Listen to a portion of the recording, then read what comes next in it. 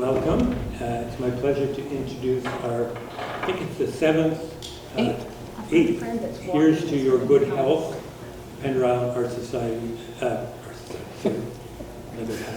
Health Society lecture series. And today we have the pleasure of having Dr. Anne-Marie Nicol, who's an associate professor at Simon Fraser University. I got to meet Anne-Marie last year when she won an award from the BC Lung Foundation for the project that she's going to describe to you today. I didn't know much about her, but I picked her up at the seaplane today, and I got to know her. And she has a most fascinating background. She has degrees in at least 3 degrees, maybe 4. She started off, she wanted to be in pre-med, then she got interested in advertising and the communication side of advertising. And then she got interested in science. And then she thought of combining communication and science. She did a toxicology degree, and then she did at Carnegie Mellon, she did a communications degree. She came back here and she did a PhD in public health. So she's got a diverse background with many skills, and her passion really is communicating to the public about scientific issues, especially risks to their health. She's done work in radon, and she's not going to talk about radon, but if anybody has questions about radon, I'm sure she can answer them. What she's been focused on recently is air quality. Particularly, it was stimulated by the fires in recent years and in the interior.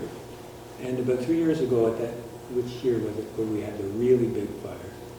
There was a 9-year-old child up near 100 Mile House who had asthma, and during one of these fires, he succumbed to a fatal episode of asthma.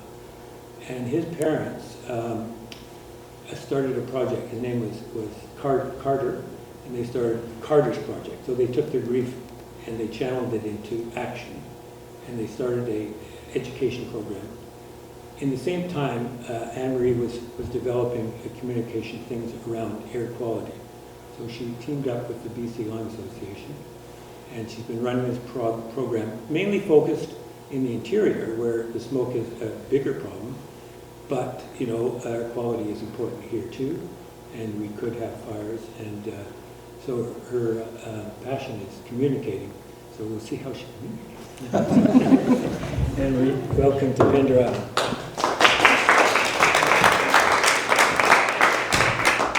Thank you. Can people hear me? Yes. Yep. How is it in the back? Good. And the sound man? How's it? All good with you too? Well, thank you very much for having me. And it was quite an honor and a surprise to receive the Dr. Peter Perry Award from the BC Lung. They didn't tell me until the last minute. And so they didn't let me know, so I had to go buy a gown, and we went to this most incredible gala, and it has been an incredible honor to have the work that it's not just myself. I have other people involved in this project, and are you here for the talk? Come on in. We just started. So I am a 4th generation British Columbian, born and raised in Port Moody, but I also get to spend a lot of time on Saturna Island.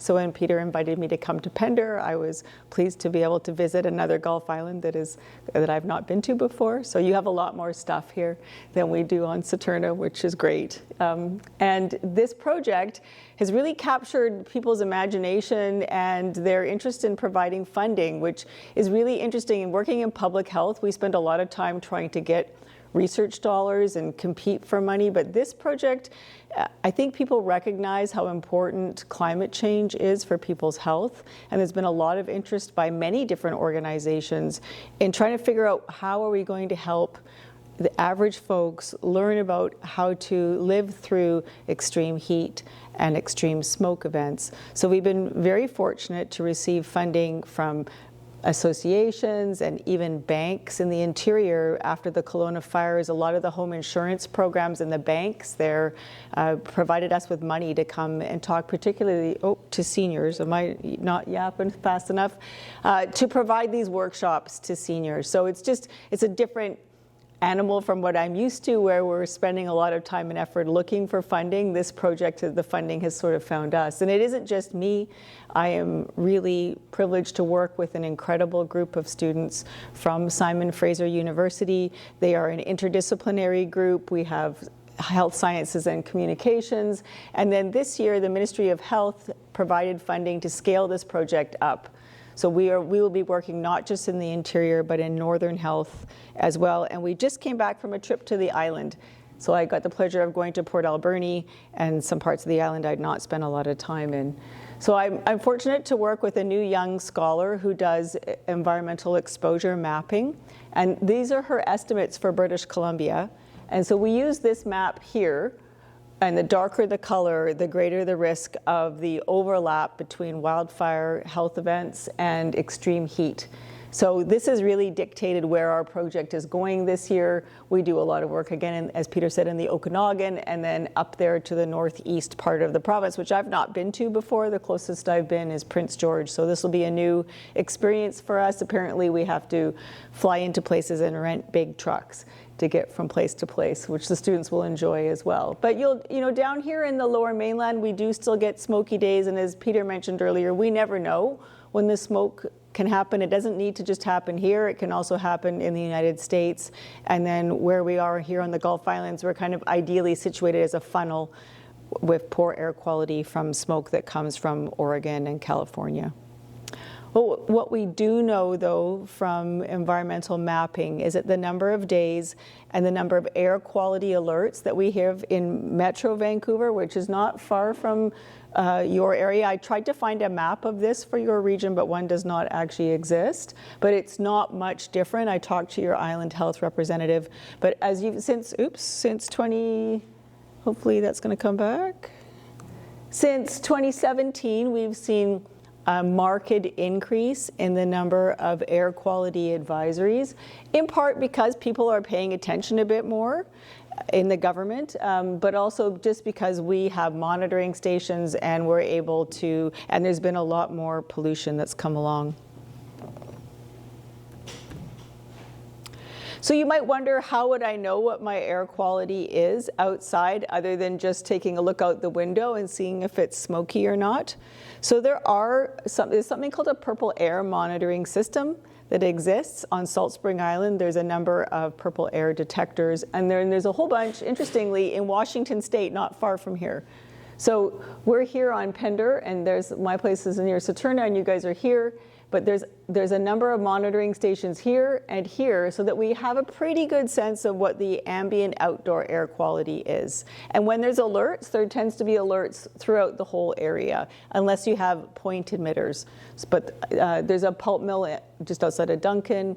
There's other refineries that create some localized pollution, but in terms of ambient air pollution, most of these monitors will have a pretty good sense of what your air quality is going to be. The government also runs its own system here, the provincial government, and again, you can see that spot in Duncan, and that's in part due to industry, but also the Cowichan Valley is a really interesting air shed. It traps a lot of air pollution in it. There's not a lot of wind to blow things out, and a lot of people rely on wood stoves and burning for heat sources, and so the smoke there can be considerable. And with children with asthma, it's a real problem in that part of the world. So air quality indices are good, and it's good to pay attention. Usually the news will tell you what the air quality is, or if you have an app on your phone that you look at the weather, they'll let you know what the air quality health index is.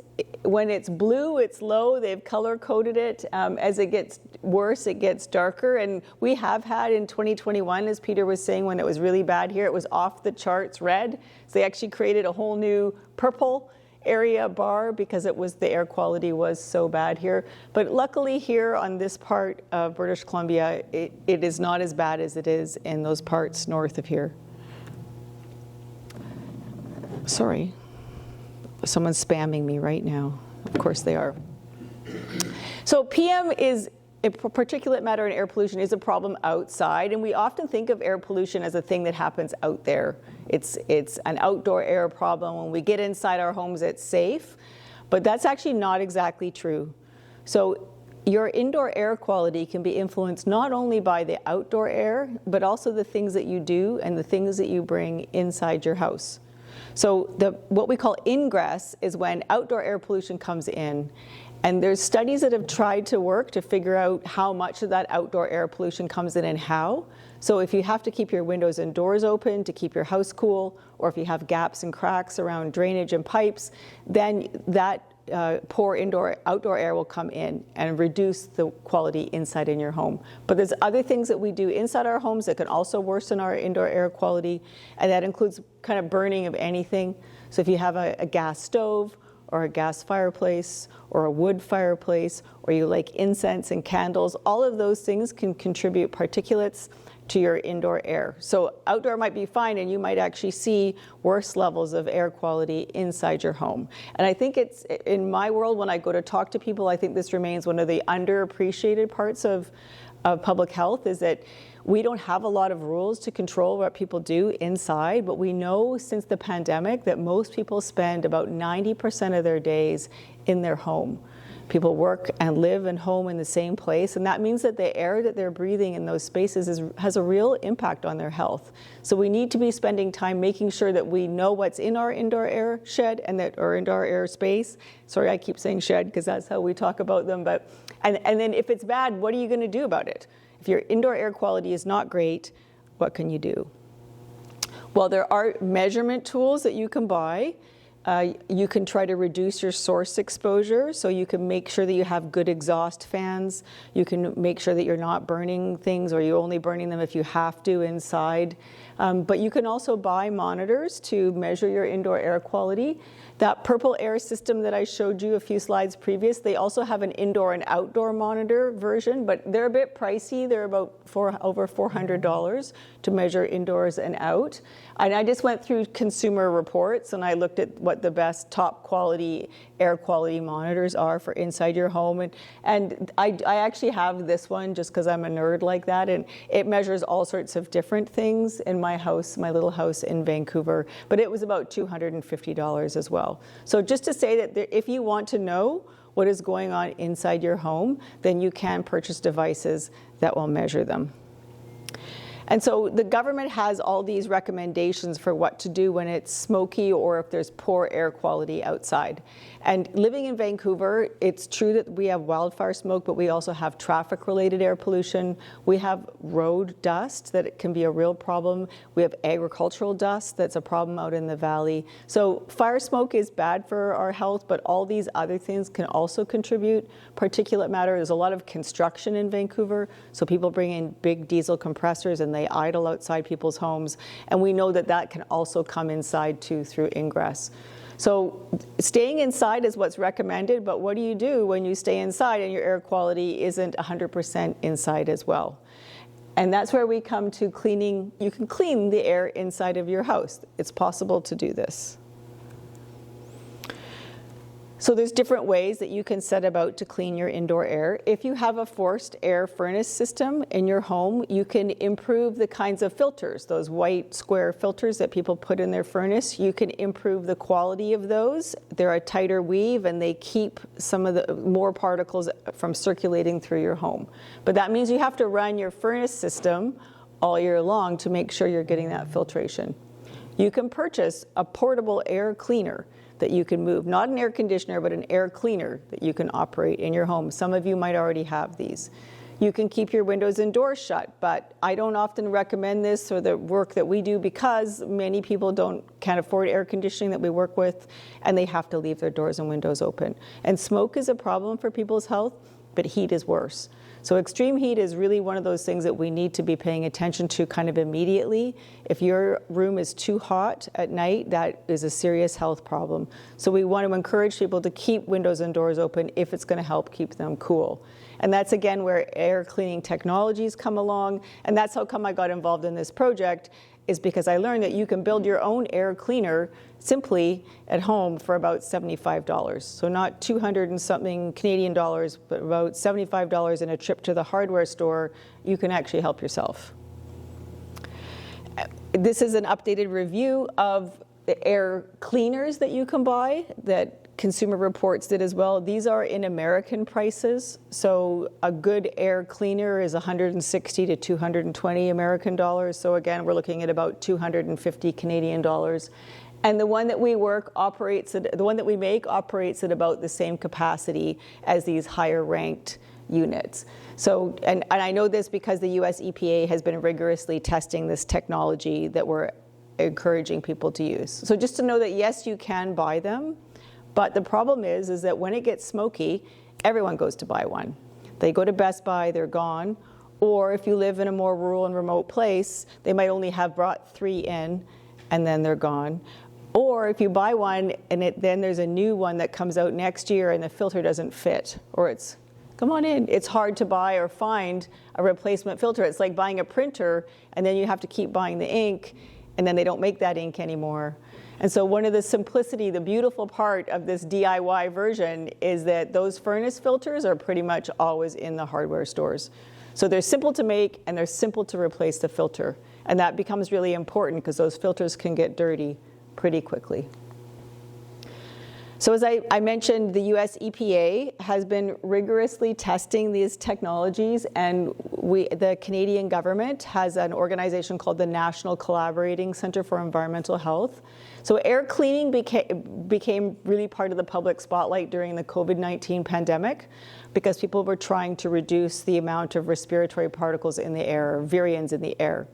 And as a result, this technology people got excited about because they thought they could use it in schools. But we all know how the pandemic went and control of things in schools. So outside of that realm, the technology itself is still very robust and it works to remove particulates from the air. And so both the US EPA and the Canadian government have rigorously analyzed them. They put out multiple reports, including how safe they are to run, and they all concur that this technology is effective, affordable, and accessible for most people. And that's really what got going on me on this journey of like, well, if we know this, if scientists know this, then everybody should know this, because we were all making them at the BC CDC. We all have them. We had a little party and we all made our units, but it's like, okay, everybody else needs to know how to make these as well. So there's different kinds. You may have seen this before. This is called a Corsi-Rosenthal box, named after Dr. Richard Corsi, who's an engineer at UC Davis, and he really designed and prototyped this work. We use a smaller version in the work that I do called a 1x1, and that's in part because the people that we're working with tend to live in smaller homes or apartments, and we try to get people to make them on their own. And this is a bit harder to make because it's actually quite a big thing. This one is quite small and elegant and very portable. So it really just, and I'll show you a picture in a minute, it's just a fan. It's a box fan and a filter and then quite a bit of duct tape. And again, if you were to go and buy it at the hardware store, it would cost you about $75 to buy the materials. We like to use white duct tape, but you can use whatever color duct tape you want. And there's duct tape on the front, and you might think, well, why did you tape the front? And that's because scientists analyzed what they were doing with the fans, and they realized that if they taped off the corners actually suck air back in. So we have this fun demo where we put a fan in the front of the room, and we ask people to come up with toilet paper or a tissue, and they run it around the fan, and they realize that the corners, the blade is round and the fan is square, and what it does is it sucks the air back in the front. And that's okay if you're cooling, but if you're trying to clean the air, you want all the air to go through the back. So this little innovation, it's not rocket science, it's ventilation science, but it actually adds quite a bit of efficiency to this small unit, and it gives people lots more room to put decorations on the front. So the goal of my project was to create this evidence-informed workshop that people would come to. Trying to get people to come out to anything can be difficult, and to try and come out to something about making your own air cleaner when you didn't even think that you needed one was a bit of a stretch. But we decided that we would provide the materials for free to people. We would focus on lower income seniors, particularly people with COPD and asthma and other kinds of lung conditions or cardiac conditions as well, because this is where we're going to see the most benefit to people's health. And we started at BC Lung. They're our partner in this work. We went out to the Fraser Valley, where the air quality is often quite poor, and then we expanded into the interior. So this was one of our first days at BC Lung, and again, these are all public health people in the city of Vancouver. So we all learned, we were making this with cardboard to begin with, those shrouds, but it's hard to cut the cardboard.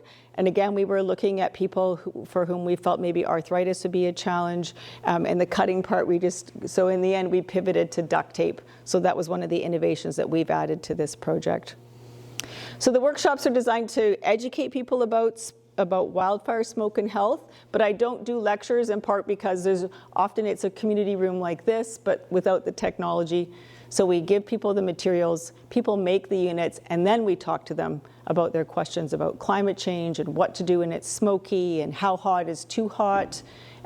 Do fans work to cool you down? So we kind of flip the workshop and have people get busy first and then ask questions later.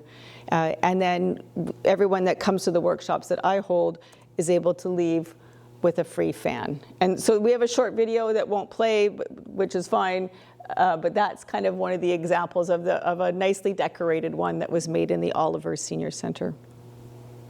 So this is we started in 2023 and in 2024 we were able to expand with the funding from Interior Savings and some of the foundations into the interior. We did one workshop in Prince George, and then this year we're all across the north. So I actually have staff in Dawson Creek, and we are working with Carter's Project to offer a big workshop in Dawson's Creek, as well as on the island in Gold River. So the first year, one of the things that we quickly learned in Vancouver was that not everybody was driving to the workshops. A lot of people came on the bus, and we did a lot of sessions with seniors living in the downtown east side of Vancouver. And there we realized that we were going to have to, so this elegant solution that's the box, the fan comes in with some extra duct tape, and then we were able to give everybody another free filter to replace it, because the units in the downtown east side got dirty so fast. So it just shows again that living in a busy road and in a place where there's been a lot of sort of urban pollution and dust for a long time. So a lot of these lower income seniors in Chinatown came back repeatedly to get filters. So yeah, we had to look at we can't make assumptions about how people are coming to the workshops. So this is my unit on Saturna, and I really want to show people, this was over the winter. So this was it was there, but I put it there in the September. I came back in March. There had been people in and out. It didn't get used. So this in the back, you can see there is my wood stove. And the wood stove was not used every day, but that's what the inside looked like. And there were no wildfires over that period. There was just potentially this leaky stove and whatever else was going on in the house. So this kind of shocked me, and I took this picture. And so the BC Lung would like to continue our project into the fall this year, talking to people who do have wood stoves as a way of maybe presenting these to folks to see whether or not their stoves are leaking. So I did a talk last week in Hope with the fire chief there, and he said, if you see that, you should be worried about other gases indoors as well, because obviously there's something going on. But I would never have known that our stove, it smelled a bit smoky when we lit the stove, and sometimes the wood is a bit wet.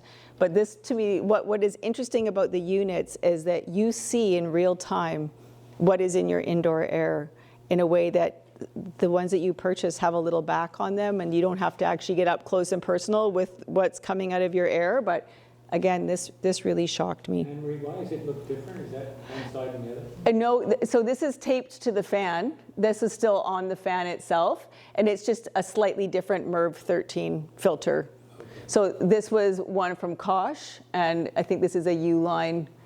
Okay. It's just a different brand of MERV 13 filter. And the thing is, the devil is in the details here. It has to be at least a 75 watt fan, and it has to be a MERV 13 filter, not higher, because it's too hard to pull the air through the mesh. And the filter has to be not lower than a 13, because then it won't trap important particulates in your air. So there's been a lot of science that's gone into finding this sweet spot between what the fan will do and what the filter will do for the amount of money that you're putting in. So we have lots of information online so that people can go. There's instructions, there's videos, there's all sorts of things that communities can use. So this year we've expanded, and the Ministry of Health provided us funding to make sure that all the health authorities are involved, and because people are actually writing to them and saying, we'd like to have these workshops. So I went to Port Alberni, we went to Tofino, which was interesting. We were like, why are we in Tofino? They've asked for a workshop, but they also, the units reduce mold spores. They won't fix the mold in the wall, but they will reduce mold spores. And I didn't realize the extent to which mold was such a problem in the average people's housing in Tofino. So we went, and it was a very full room of folks wanting to talk about how the units would help with that problem. So this is just a list of the communities so far that have requested the workshops, and we're in progress again with communities in the north, and the Sunshine Coast is another place that we've had a lot of interest. And then the First Nations Health Authority, we have some fly-in communities that we'll be going and doing work with. And what's particularly interesting about those is that they have preset cultural burns. So it's been part of Indigenous tradition to burn around a village before wildfire season came to protect the village from burning down. So they know when they're going to burn. And so we're going to try to get the units into people's homes before they do their cultural burn, so because they've expressed an interest in this. But it's just interesting to learn about how fire resilience has been part of Indigenous communities for sort of forever here, and we're just new to this as Western settlers. So we've had to learn to do two different options. So one of them is where we go to communities and we run the workshops, and some of the photos that you've seen is us in the workshops. But then we realized that we can't be all the places that people would like us to be. So we have a train the trainer session. So we train a few people in a community. We show them where to buy the materials for cheaper, if possible, to get them at cost from a hardware store, and then they run them themselves. So this worked first with the Métis Nation of BC. They came to us and said, we have chartered communities all across BC. We'd rather do this for our own people. Can you show us how? So we designed materials for them. They have a different way of setting up the workshop. They always have a meal, and then they do the workshop. And I've been able to zoom in on some of them, which has been really nice, but they really just wanted to do it themselves. And more we're finding groups that also, and I'm super happy if people, if people take this work on and it doesn't, they put me out of business because they're doing it all themselves. That's great, because it means that the idea has gone viral and is out living in the community in a really productive way. So this is just a list of our resources. This here is the instructions. It is available in 12 languages. Mosaic, which is a newcomer settlement agency and a translation agency. People come from all over the world to live in BC, and so they help introduce people to things like how to mow your lawn and how to go to a grocery store. And now we're also talking about climate resilience, because people come from parts of the world where it's not the same as it is here. But this also has a shopping list on it. So this resource is designed that you can take it to the hardware store and say, I need these 4 things. And then there's the instructions on how to go about making them. And then there's QR codes on there. If people like to use those, it will take you to other resources as well. And in some places, we were even able to put the places, like in Vancouver, we have cooling and clean air shelters for seniors, so people can figure out where they need to go if it gets too hot or too smoky. And a lot of that is because in the 2021 heat dome, we lost almost 700 seniors to extreme heat, mostly in New Westminster and in the southern part of Vancouver. And these were not people who were necessarily ill or homeless or living in care. These were independent seniors who lived alone. And we need to do a better job in Vancouver of looking out for our neighbors and each other and making sure that people aren't suffering in silence and alone. So the Train the Trainer guide is also available to download. It's free. All of our resources are free. And we have challenges with the workshops. We've learned a lot over time, but there's a lot of schlepping of stuff. Boxes of fans are big, and there's tables and people, and if something's going to go wrong, of course it will. We had the postal strike. That was a real snarl. We ended up having people's parents putting fans in barns and all sorts of crazy stuff that happened. I'm worried about the tariffs and what's going to happen to the cost of our materials and how that might impact things. And how do I order stuff directly from China? I don't know. So it's a brave new world for this project. Sometimes things are canceled or delayed. Getting resources to remote places is hard. And we found that mostly planning is the key. Planning is the key to overcoming those challenges and knowing who our audience is. So we usually always work with a partner. So senior centers are great because they'll have a chair yoga session and then we'll be able to have a workshop afterwards. So we know that we have people in the room who can definitely use the technology. What we're trying not to do is provide people who already have air cleaners and air conditioning with these units because they can probably afford to buy one. It's more people that really need the technology but don't know about it and wouldn't have the means to create it themselves. So we also have a survey at the end, and people write their comments about the workshops, and like literally, this is the most surprising result for me, is that it's fun. People really like the workshops. They have a good time when they come. Sometimes we provide coffee and tea, but I've learned not to feed people before because there's mess everywhere afterwards and it gets on the fan and you can't get them wet, so we don't do that. But we do have a lot of stickers and people have a really good time decorating their units, and also they get to meet their neighbors and they get to talk about things that are making them anxious, like climate change. And so when we can, we bring people who are health professionals to the workshops. People have lots of questions about, do I need different medication in the summer if I have asthma or COPD? And in most cases, we are able to find people to come and answer those questions. So it's a really great opportunity for people to share, I'm a bit worried about the heat. Where do I go if it's too hot? And then how hot is too hot?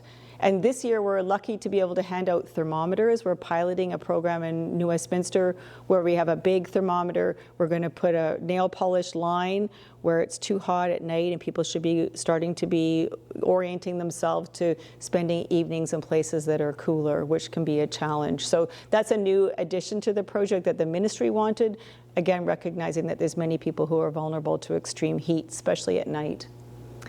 And then we have a huge fan in Rick Medley, this gentleman over here. He's waiting for a double lung transplant.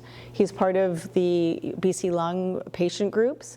And he likes this project so much that he waits till Amazon Prime Day and he buys a whole bunch of materials. Then he makes the fans with his family and they donate them to the asthma camps at the BC Lung Foundation. So he's been such a fantastic resource for us, and he really promotes the communities. This was one of those fans that was only a few months in Abbotsford. And again, there was no fires. This was just the lady that lived next to the diesel compressor this is this lady here. She is in a wheelchair and has oxygen. So the people that he works with are really impacted by indoor air quality problems. So yeah, he's been such a champion. And this is Prem, who is our researcher, and Barb, who you might know, Peter, who works with the Better Breathers out in Abbotsford.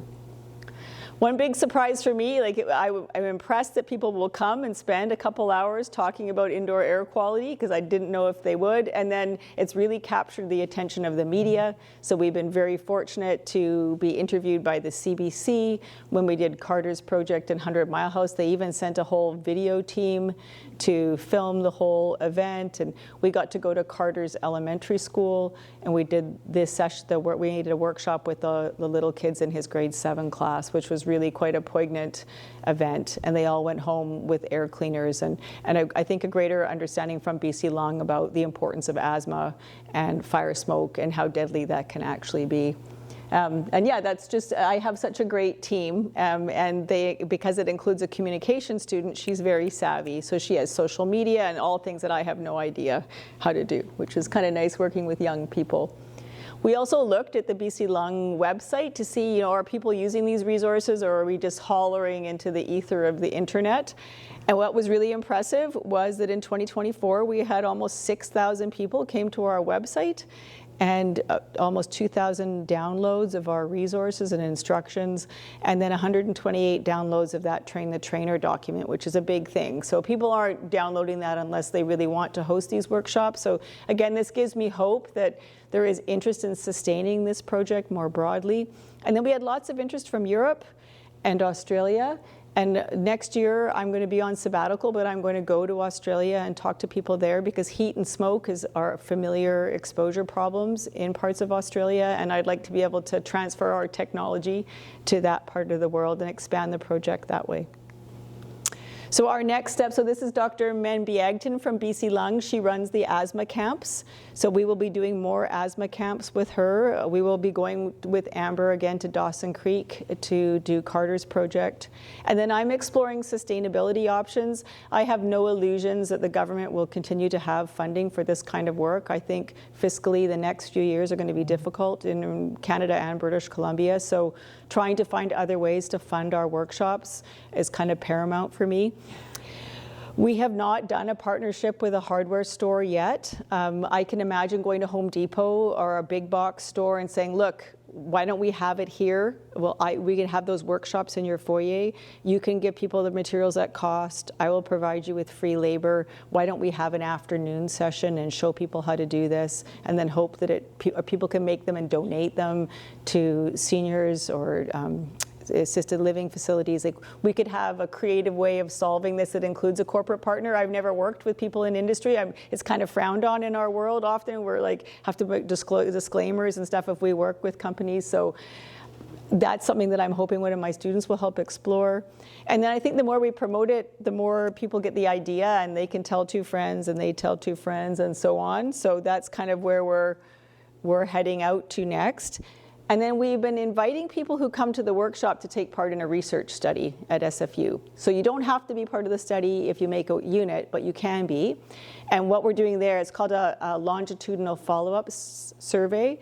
So we're asking people, how are you doing when it's hot? How are you doing when it's smoky? What are you doing? And so far we've learned that, especially in the interior, people get in their car, they put their pets in their car, and they drive, even their birds. And they drive, and they don't know necessarily where they're going, and they'll drive to their sister's house in a Soyuz, but then it's too hot there, so then they're all driving, and there's this really interesting sort of caravan system of people in the Okanagan trying to keep ahead of the fire smoke and trying to find places to go. And they often end up in larger centers like Kelowna, where there's malls and places that have better HVAC and cooling spaces, cooler spaces, so that they can get some respite from the heat and the smoke, which, you know, I think is a phenomena that we're not that well versed in yet as public health. So this survey is giving me a lot more information about what people who are usually more impacted, they have less resources and they're older and they might not be able to be helping themselves and frankly don't necessarily know what to do except kind of to flee. So this sort of internal migration around climate is a relatively new phenomena to me, but one I really want to keep studying. So again, I have lots. If you know what any of these things mean, then please go and see them. I don't even have Facebook, but the students do a great job of getting us out on social media and getting the ideas out into the world. I like more one-on-one with people instead. But thank you very much for coming and listening today. And we haven't had a session yet on Pender, but there's no reason why we couldn't. The ferry comes here and we can bring a truck full of stuff if you think people would benefit from learning how to make these units. So thank you very much.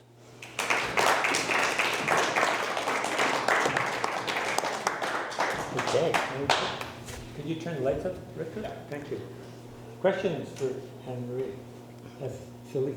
Can I go back to the beginning? Where Sure. you talked about cooking with a gas stove. I have a propane stove, but overhead is an air fan that I think it sucks the stuff out. Is that right? You should have an exhaust fan over your stove. Yeah, is this a question that you would like to field? No. No? Okay. So anytime we burn something to inside our home, it creates particulates. It off gases different things, and it creates particulates. So making sure that you use that fan and a bit after you've cooked something on it. It's not that what you're cooking that probably gives off vapors and cooking fumes as well, but also it's the combustion of the source, the fuel source, that also creates particulates. So just making sure you run that fan and then run it for a bit afterwards is too. I know they're often noisy. It's probably noisy, but that's a good strategy. If it's been really smoky, like fire smoke around, you can also just run it, because it'll help clear out whatever else is in your house too. So we call them exhaust fans. You know, they used to be called a bathroom fan and a hood fan, but in the industry they just call them exhaust fans. And they help clean out what's inside and put it back outside. Thank you. Richter? Do you use different filters for different pollutants? Well, the device, Homemade units? the homemade units, we only use a MERV 13. And when you go to the hardware store, it says on it, it's very good. They have little icons that explain all the things. There's a little dog icon because it gets rid of pet hair and dander and a mold spore and allergens. So you can tell just visually looking at the filter what it does. Again, we only use MERV 13 because it is the right mesh size for the speed of the fan to pull the pollutants out. But if you live in a house, you can put even more stellar filters into your forced air furnace system. There's one rung up. They're that much more expensive, but different systems can have like a HEPA grade filter that can be put in a filtration system. Bob? I was going to ask about HEPA and MERV, and everything I've been working on has always been HEPA filtration, and MERV I think has just come along in the last few years, at least I've only bumped into it the last few years, and so how do you compare? A lot of things are marketed just as having a HEPA filter. And HEPA is the better, it is kind of the gold standard, but the MERV 13 comes close. Okay. So if you can buy HEPA filters, HEPA filtration systems, then that is what you would want to do. Yeah, there is a Canadian company, Quebecois company called Acceptair. I have one of their 2500s at home, and that's an excellent in-home filter. You can afford it, it's about $250. And besides having the HEPA filter, a massive HEPA filter, it also has a massive charcoal Yeah. filter to pick up the other toxins in the forest fire smoke, and also in the smoke from the wood stove. I parked it right beside the wood stove. I read a UK study that talked about the Brits burn some horrendously awful stuff in those stoves. They burn peat, they burn some stuff that is. Anyway, but so their stoves are really dirty, but still the amount that just comes out of the wood stove just by opening it and refilling it is fairly crazy. And how much particulates and toxins that puts in the air in your home. So that was one that got me moving, was that study. That was just a few years ago, was that study. And it was reported on the BBC. How often do you change your filter? It has a little icon that comes up and tells me. And you clean it every 4 months and you change it once a year. How much does a filter cost, Bob? $100 for a filter set. How much do your filters cost? We can get them on Uline for $12, but in a hardware store like Canadian Tire, it's about $25. So they just they're that much cheaper. But the HEPA ones with the charcoal will take away odors and gases. Like that's why that extra piece is so effective. But again, that's probably out of reach for most folks to be able to afford something. Okay, Yeah. I have another question, but I'll wait till you have a chance. Okay. When you have a filter, I have one, but it's pretty small, and I do have lung issues. Do you have to carry it around the house with you as you go? Some people do. I have one on I live in a small house, so, and because people build them and then sometimes we have extra, I have one in each floor of my house, but I move mine around. I have long-haired animals too, and the hair builds up on the back quite quickly, and I just use a hand vac and I pull off the hair and then it keeps going. Interestingly, my one in Vancouver is gray versus the one on Saturna that was black. So that's where I really see, and it's excited me to do a study on what is on the back of those filters. You know, we could swab, I need to find someone who's a chemist or a toxicologist who could swab the back. Then we could see what kind of mold spores are there. I mean, you could grow them right in a lab, in a petri dish sort of thing. Like, it would be really interesting to run a study of what's actually inside people's homes, because again, the government is not really allowed to come in and tell you what you can and can't do inside your home. So we don't have a lot of policy outside of building codes. And then consumer safety. Like, that is one thing. You should not be able to buy a technology that's not safe for Canada, but things on Amazon have kind of blown the lid off that, right? So, you know, making sure that devices are safe, and then building codes are kind of all we can rely on to help guide what's in our homes. And not everyone lives in a new home, and not everyone's exhaust fan is necessarily the right size for their home either, right? They're starting to have people that come and balance somebody's home, which means that the inflow of the air and the outflow of the air are the same, so that you're not drawing soil gases up, which is my other research area and why I know about balancing of homes. But, you know, it's a brave new world of buildings. It's not just a house anymore. It's a whole system that we need to be thinking about. I have a question. Well, I saw a hand, but you're looking at outcomes. One outcome could be how many people use it, which you have data on. Mm-hmm. The other would be how it influences people's health. So have you tried to do any biomarkers of exposure on people with these? Not yet, but each year we're kind of recruiting this army of folks that we're following through. One of the questions I have asked is about medication use as kind of an indirect way of finding out about that. It's kind of hard to isolate this technology as something that would have an effect on people's health, but I think that there's lots of fertile ground for finding the right questions that's simple enough to ask that actually gives us information that shows health impact. Behavior change, what did you do? And then were you breathing easier? Yeah. Always having a control group, giving them filters that don't work. That's an interesting, they can just take it home and put it in their window and pretend it's working. I don't think that'll go through ethics, Peter. They're not going to like me very much. A question? Paul, you have a question? Yeah, thank you for a really informative and compelling message today. Very timely with what's happening with fires and everything. And I have one of those little portable air filters because my daughter said get one, and I did what she said, so I got one. And I'm really happy with that. But I also have one of those square fans that's in the back cupboard somewhere, and I'm going to get it out and make the second one. Thank you for that. Count me in. I will sign up, and I'll be part of your army of followers. I'm so impressed with how wide and how deep you have managed this project. My question, though, sorry, I've been on. My question is, you showed us that monitor that did fairly significant measures of a wide spectrum of things.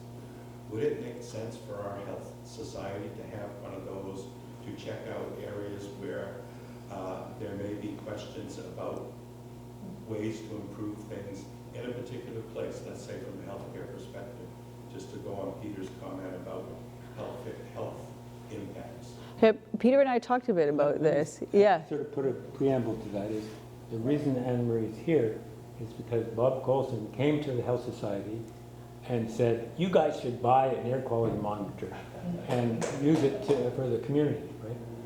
So we did some research, including getting in touch with Anne Marie to see if that was something that the Health Society would do. We decided not to. And the reasons were mainly that we don't have a local source of air pollution. So the monitoring stations that are around that Anne Marie showed us, if we get data from that, it'll give us a very good estimate of local air quality. If we had a mill here or something, Yeah. a local source, then it would be reasonable to have a local one. Just a quick follow-up. You're going to say the ships, right? No. Oh, no. That's the local source. That's later this afternoon. Okay. No, I'm talking about indoor air quality. Oh, yeah. Very impressed with that. And I'm thinking about my place. Yes. I'm thinking about other places that I know that kind of older homes, but have wood heat, and maybe just some information about what that is health-wise and what options might be available to address it. So that I have another project that I work on where we provide radon detectors to public libraries. And so Salt Spring has some, because I went there, and we put them so people can take out this device that measures radiation in your home. So far, the good news is the Gulf Islands does not seem to have a lot of radiation indoors, but that's not the same in the rest of the province. It's not to say there's none, but the whole point was that these are expensive monitors and people can just take them out for free.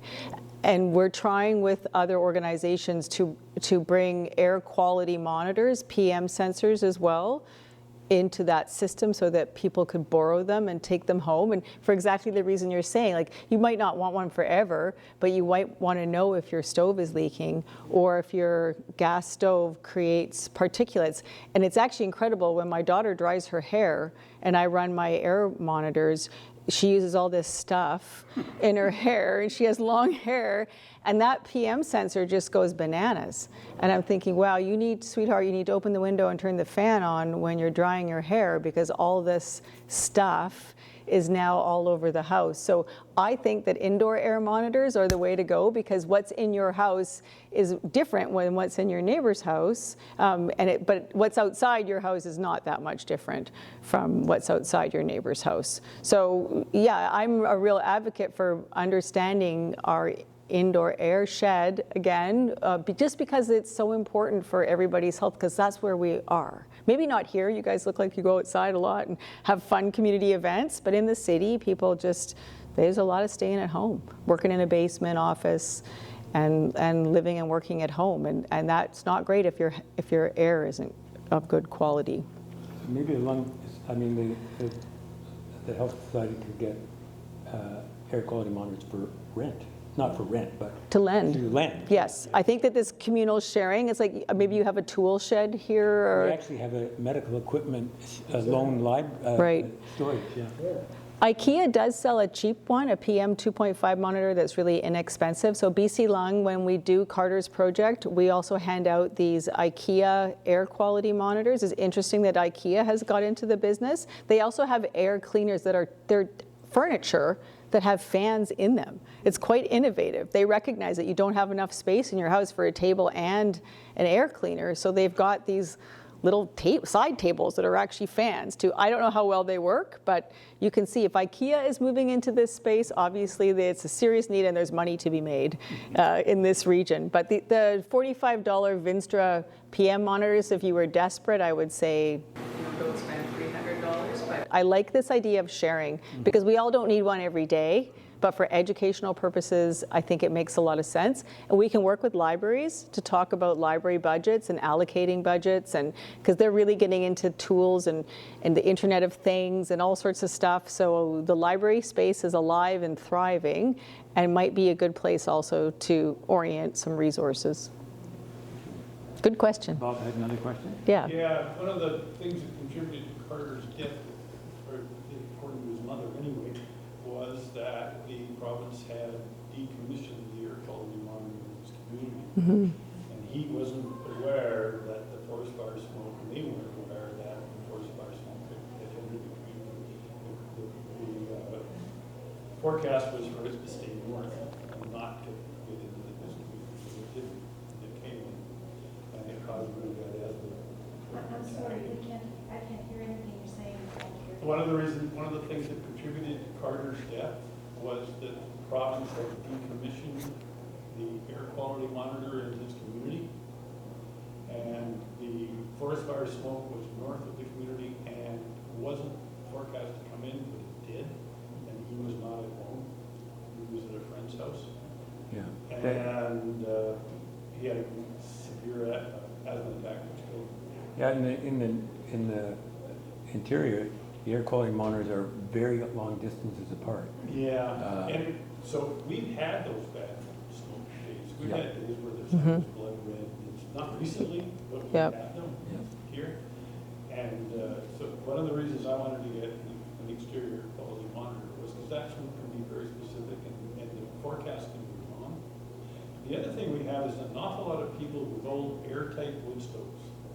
And airtight wood stoves, and they don't want to give them up. And if you take care of your wood stove, it lasts forever almost. You know, you burn solid wood and then you go for a long time. Can you hear Bob? Can you No. hear this? Here. But anyway, airtight wood stoves pump out an incredible amount of crap, particularly at night. Is that working? Yeah. Yeah. They when you damp those things down and big pieces of log go for like 8 hours or 10 hours, the amount of particulates that go up the chimney. And there's an awful lot of those, particularly in Magic Lake, right? There's an awful lot of those around, but there's 10-acre lots, so the rest of the community, they're spread out. But Magic Lake, with their half-acre lots, these things can be really concentrated in some areas, and the local smoke situation in the wintertime at night can get really bad. And sometimes I wake up and I can smell it. We have a fresh air filter. HRV. exchanger, and it runs at night, and sometimes it wakes me up. I smell the smoke, because the HEPA doesn't stop the smell, it just stops the particulates. Anyway, so that's another reason. local source of Local source. exterior. Yeah, so that's another reason I think for an exterior quality monitor. Or two. I think data helps, right? Like, you know, having evidence, even if it's inconvenient evidence for other people, but having evidence is a useful teaching tool, I find. Giving people the power to measure and look at what's happening in their own context can be incredibly helpful and persuasive. Okay, we're going to have one more question from Kay, and then I think we're going to stop because we're all going to go downstairs, right, and listen to the all candidates, and Anne Marie's going to come. So, Kate, one last question. This is also about exterior air. I heard somewhere, I thought it was on TBC, that this spring there had been a pollution explosion. Is that true? And is it local, or what would that mean? I know there's a pollen explosion. Oh, sorry. There's been a pollen explosion just because it was wet and then it was really hot. And so a bunch of things have all flowered at once that don't usually all flower at once. And so apparently people's allergies are off the roof. And that is what this technology also does, is it removes allergens from your indoor air as well, and can help reduce some of those allergy symptoms. So they work for that too. But yes, I think it's because it was so bad, and then all of a sudden all the plants got very excited and you know, procreated at once, and now we're all having to deal with the repercussions of that. Okay, well, I'd like to Thank you. thank Anne Marie for a great talk. You obviously stimulated a lot of interest. It was good. And we'll see about getting you back for a workshop, or going online and trying to do it ourselves. Yeah, you could do it yourself. DIY. Yeah, well, I'd love that. I would love that. And also, maybe the Health Society will consider the idea of a lendable air quality monitor. I think that's Yeah. another thing that's coming. Good idea. So, Okay, let's go down and see democracy in action.